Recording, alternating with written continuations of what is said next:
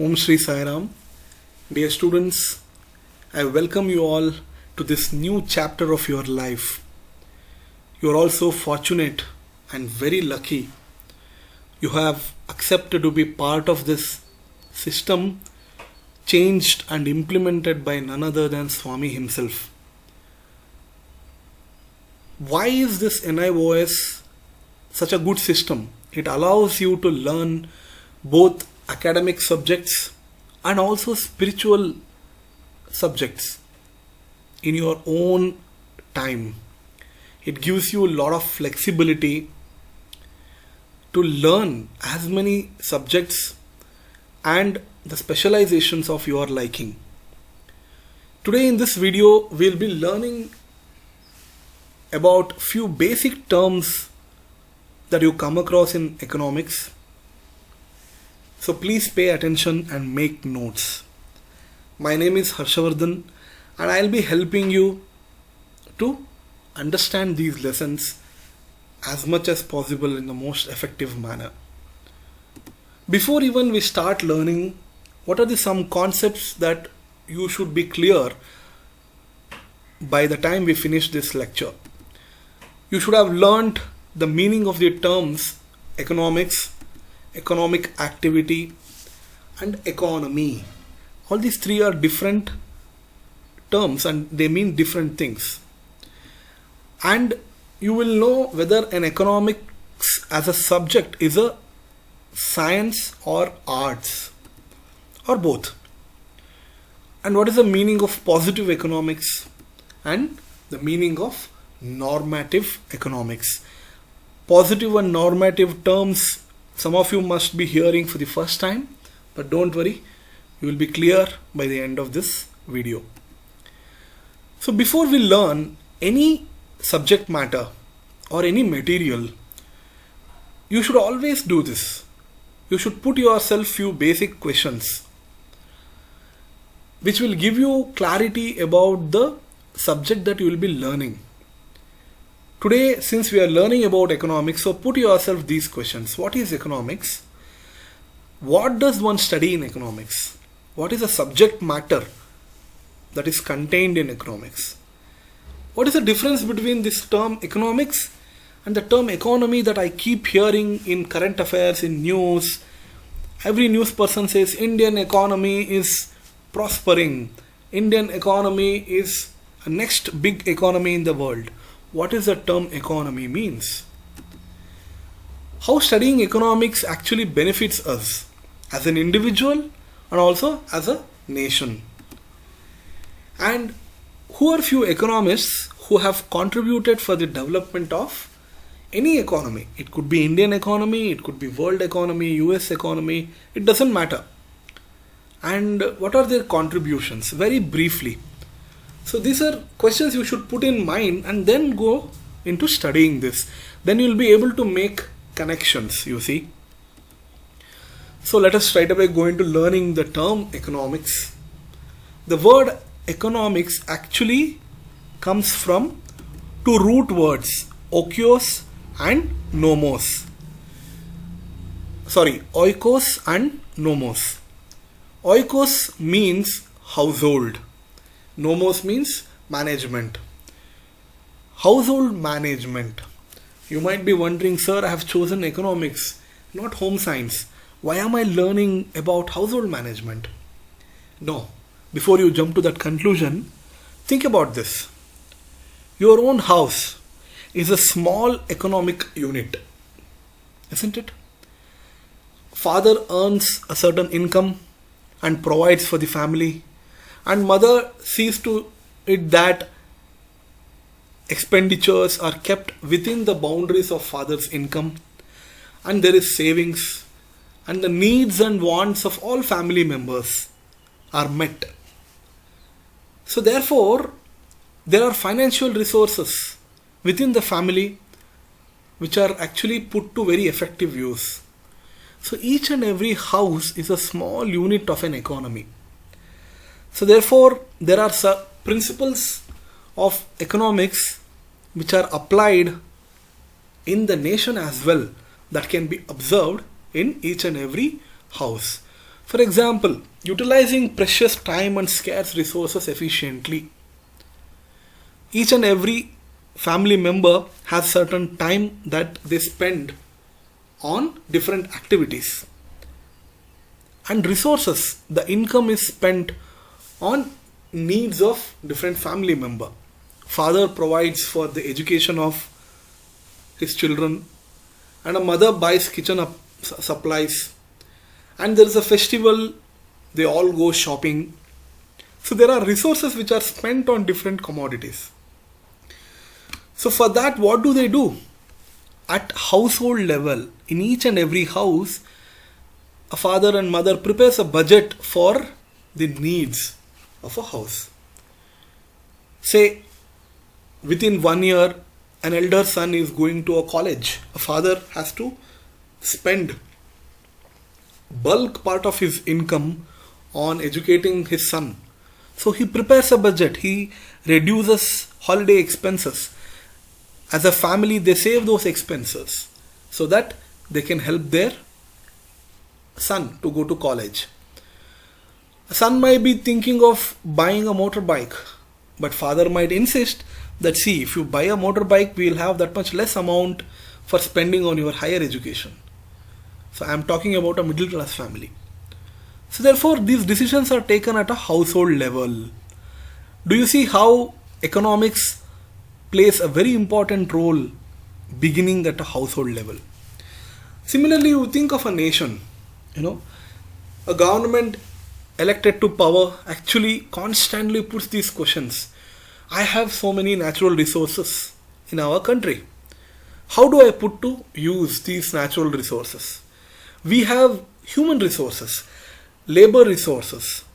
How can we invest in human resources effectively so that the whole economy gets benefited? And there is also decisions which are taken by government to invest in various industries. See, you will see that government actually is investing in BSNL, a telecom company. Government also is investing in primary schools and colleges, government colleges. Government is investing in railways. Government is investing in Air India, which is Airways. It is investing in various industries. So it has to take a decision which industry is worth investing in. And another question could be government deciding on a tax rates. We all pay taxes. Whenever you buy a commodity, say you buy a toothpaste, you are paying a tax to a government. You might not be earning, but still you are paying tax. So government decides how much tax to impose on different kinds of goods. So therefore, these questions are repeatedly, every government asks these questions. This is an example of how economics works in any society. So you repeatedly hear this term called economic, and therefore you might ask, so what are some of the activities that are involved in economy? Isn't it? What's the meaning of economic activity? Any activity performed in exchange of money or money's worth. You go to a store, you buy a candy, for example, or a chocolate. You will pay a certain amount, isn't it? You will exchange money for candy. Now we have currencies, we have coins, we have notes, and we are able to do it. But before, there used to be no currency system. Then there was something called barter system. In barter system, goods were exchanged. So goods had the value of money. For example, 1 kg of rice may be worth 4 kgs of tomatoes. So money's worth is 4 kgs of tomato is worth 1 kgs of rice. Both are money's worth only. So similarly, all activities which are performed either in exchange of money or money's worth is called an economic activity. Example is production. You see here in the first picture, there is a manufacturing unit, isn't it? These are all spare parts that can be observed in a machinery. The example for production in manufacturing sector. Say your mobile that you are watching or a laptop that you are watching on is actually manufactured in a somewhere some factory using the components like this. And there is an agricultural commodity here, you see. So this is actually a production. Why? They are using raw materials to produce some valuable commodities. So this is also for what? It is done for money only. It is done to exchange money and earn profits, isn't it? So production is an example for economic activity. Another is distribution. Say you produced a laptop or a cell phone. Now it has to be transported using railways or airways or buses or trucks or whatever. Now such transportation facilities will make it available to population, to consumer, from producer to consumer. So there is whole transportation, courier services, all that involved in distribution. You see an example of here a courier services who is actually directly delivering it to a house. And there is a consumer, and these goods are placed in a store on a shelf, isn't it? So you go to a store, you go to a big bazaar or a more supermarket and you buy all these commodities and you pay to a retailer or to a wholesaler or a retailer. So therefore this difference between production, distribution and consumption you can clearly observe in your day-to-day life, isn't it? So these are all examples for economic activities. So I told you that we'll be also learning about economy as a word. What is the meaning of economy? Economy is where these economic activities take place. So production, distribution and consumption takes place in a certain geographical area. So these activities are performed in a region called India or Karnataka or China or USA. So this is called economy, this geographical area where activities happen. So therefore example is US economy, world economy, etc., which you can see below. Economics on the other hand is a subject. This is a geographical area and economics is a subject, an area of study. So under economics you will be learning. An example is microeconomics, macroeconomics, managerial economics, financial economics. There are different types of economics. I hope you are clear between the term economics and economy. And there are broadly two branches of economics. It is divided into microeconomics and macroeconomics. Now more about this you will be learning in the coming chapters, but for now just know the term microeconomics and macroeconomics. Micro implies small, isn't it? Small or tiny. So therefore micro implies individual, unit, that is an individual person or a company, etc. So all the economic activities related to individuals will be studied in microeconomics. Macroeconomics is nation as a whole, aggregate. Aggregate means total. So nation as a total unit, that is Indian economy, you will study the income, national income of a country, national expenditure, national debt, loan of a country, etc. All those things you will study in macroeconomics. Now beyond this you don't need to know in the introduction lesson for today. So therefore you might ask a question, sir, I understood all that, but many people say economics is a science. Is it a scientific study? You might ask me. So for that I will put a question, what do you understand by science? Science is nothing but a systematized body of knowledge. It is systematic. There is a plan. It is arranged in a logical and systematic manner.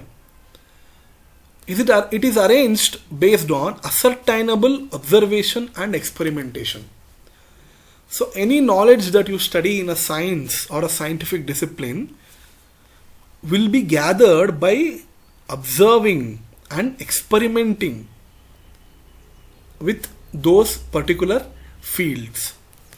So therefore, for example, this discipline can be called a science if it is systematized, that we have already learned. So what observation is done? So in that particular field, certain theories or laws will be propagated. For example, you are studying physics. So Newton, as a physicist, proposes certain theories. He will say, if you drop a ball from second floor or a third floor to the ground, it invariably hits the ground and it won't go up. It rather goes down to Earth's surface. Now he proposes a law based on this. He says, okay, the Earth has some kind of an attracting power. So therefore, any time a ball moves in a certain direction, it hits the ground. So there is certain law which is proposed based on this theory, isn't it? It's a simple understanding of science we all have studied in high school. Similarly, in economics also there are certain laws, there are certain theories proposed by various economists based on observation and experimentation. Now, using these laws and theories, you can actually make predictions. Like you can make a prediction, just like in physics, you can make a prediction that a ball hits the ground in a certain time or a certain speed based on certain theories, isn't it? So similarly, in economics also you can make predictions. And it is self-corrective. So any field to be called scientific, it has to correct itself when it proves that these theories are wrong. For example, you went on the surface of moon and there the ball is not hitting the ground in the same speed as on Earth. So science will correct itself, isn't it? It will say, no, moon has a different gravitational power. So therefore, it is self-corrective. It has universal validity. Universal validity means accepted everywhere and everybody. So that is universal validity. So is economics a science? Let us see. See, it has its own theories and laws. You will be studying these in microeconomics under law of demand and law of diminishing marginal utility. The meaning of these laws you will be learning in the later videos. But I just gave you an example that these laws very much, they work like scientific laws only. They are designed keeping in mind certain assumptions and certain, concepts in mind. So therefore they have cause and effect relationships. Any law has to have a cause and an effect. So cause of a ball dropping to ground is gravitational power, isn't it? So the effect is the ball drops to ground. It doesn't rise up. So similarly in law of demand, there is a cause and effect relationship between price and demand. So you observe that whenever the price of certain commodity increases, the demand for that commodity decreases. In the market, mother goes to buy vegetable. She will actually not buy those vegetables which are very costly. So there is a cause and effect relationship between price and demand. So you can predict if price goes up, then what will happen to demand? You can actually predict, isn't it? So economics is a science because you can actually predict using this knowledge. So therefore, if something is proven wrong in economics, just like science, it will correct itself. So the conclusions are actually based on new developments. It will experiment and then it will learn from those experiments. So thus the laws observed here, especially and many more laws that you will study in economics, are actually observed in most of the societies and economics around the world. So therefore it is universally true. So therefore economics actually is accepted by most people in other disciplines also as science. So therefore we need not think too much whether it is science or arts. But there are some people who also say, see boss, human behavior is actually has lot of effect on economics. Because after all, who is buying in the market? Who is earning an income? A human being. Now human being actually is having different tastes, different habits, different preferences. Example is a person who is an alcoholic might buy more alcohol commodity when the price of alcohol goes down. Somebody like you who might not be drinking or who doesn't have a habit of drinking alcohol will not necessarily buy just because the price of alcohol goods have reduced, because for you it is an ethical, moral factor. Your tastes and preferences are not in alcohol. So therefore each and everybody has different tastes. Somebody might prefer coffee over tea, somebody might prefer curd, and somebody need not prefer curd. So therefore human habits actually determine an economic factor. So some say that it is not science. So anyway, you will learn about more of this as you study more and more in your specialization. So therefore economics is not only a science, but it is an interdisciplinary science. What does it mean by that? Means many of the other subjects such as mathematics, statistics, political science, all these subjects that you see on your screen, sociology, psychology, I just told you about psychology of human being. All these areas actually affect economics. So economics is actually an interdisciplinary, it combines many subjects, many areas of study. So you might ask me, sir, I saw a term called positive and normative. What do you mean by positive economics? Here, positive economics means an area of study which looks at facts. Fact is what? Fact is what is. You go outside every day morning, there is a sunrise happening. It is a fact. There is a sunrise which happens around 6 or 6:30 or 7 o'clock, depends on the area that you live in. And it is a fact. Nobody can debate it. So economics actually studies facts. An example for fact is, okay, everybody pays taxes to the government.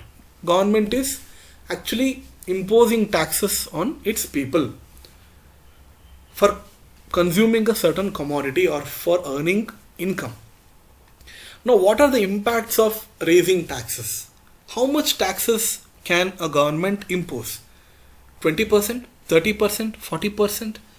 What will be the result of imposing such taxes? So this is studied in positive economics. These are some questions which are example of positive economics. Why do doctors earn more than janitors? Janitors are nothing but cleaning staff, for example. So doctors in hospitals, you will see that they will be earning more than janitors. So what is the reason for this? So this is a fact. This you cannot debate. You go anywhere, doctors will be earning much more janitors. So these kind of studies are undertaken in positive economics. And normative economics is based on values, ethics or moral. What do you mean by value or moral or ethic? It means right and wrong. If you question whether some action is right or wrong, then it becomes normative economics. Norm is very usually referred to as ethics. Example, you have government giving you a lot of assistance to poor people. A poor person is given free rice, sugar, kerosene, or even given subsidies on various agricultural commodities, etc. So asking a question, if a poor person is given all this government assistance, is it okay for a poor person not to work? Is it okay forever depending on government? Is it right? So that is normative economics. Another way is recently Indian government banned certain Chinese products. That is online apps such as TikTok, etc. were banned by government. Whether government was right on doing that, taking that action. See, this is a moral or ethical or right and wrong is the aspect discussed in normative economics. So therefore, both economics allows you to ask both kind of questions, fact-based and value-based questions. So this is it for today, and in this video you will be learning about, you have learnt already about what is economics, what is an economic activity, what is positive and normative economics. Therefore, please make notes, again refer to it, and feel free to ask any question to your instructor. Thank you very much.